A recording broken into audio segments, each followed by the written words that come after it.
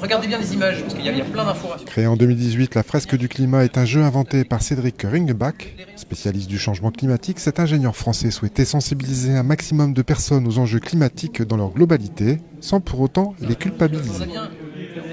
À base de cartes avec visuels et phrases choc, une fresque du climat peut se faire en atelier comme ici, au Salon du développement durable de Saint-Quentin, un atelier qui fait participer autant le public que les élus.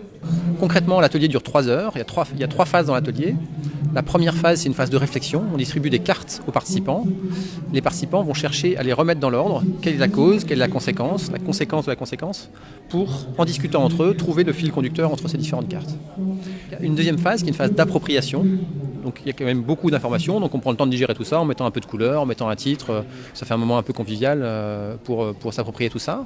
Et une troisième phase surtout, une phase d'action, en disant maintenant que j'ai compris, qu'est-ce que je peux faire? Et cet atelier permet vraiment de faire ce déclic qui permet de passer à l'action. Et là, ils sont à la même échelle. 10 cm égale 1 tonne. En fait, le changement climatique, on en entend parler régulièrement, partout dans les médias, etc. Par contre, on a très rarement l'occasion de comprendre de quelle façon les phénomènes s'enchaînent et donc ce qui est en train de se passer.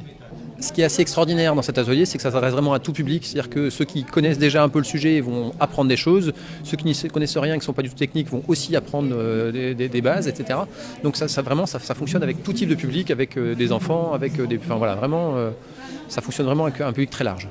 Un public conquis par ce jeu qui reprend les rapports du GIEC, le groupe d'experts intergouvernemental sur l'évolution du climat, et qui vulgarise l'effet dévastateur de l'action humaine sur notre planète. Là, vraiment, je découvre d'une façon beaucoup plus technique. C'est compliqué quand même, mais je me rends compte que c'est quand même pas du tout réjouissant. Il y a vraiment beaucoup d'actions à mettre en place pour freiner cette évolution.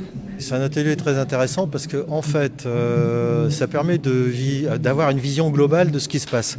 Donc, en mettant les cartes, disons, en les positionnant les unes par rapport aux autres et en les reliant par des flèches, ça permet en fait d'avoir la cause, la conséquence, et puis la conséquence qui peut être la cause d'une nouvelle conséquence, etc. Donc jusqu'au bouquet final qui sont en fait très néfastes pour une grande partie de l'humanité.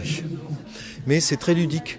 Et donc j'ai demandé à l'animateur s'il était possible ensuite d'avoir un jeu, parce que j'aimerais bien le faire par exemple avec mes petits-enfants, parce que je pense que en fait ça permet d'avoir vraiment des explications par rapport à ce qui se passe, c'est ludique et en fait je pense que ça devrait plaire à des enfants, voilà.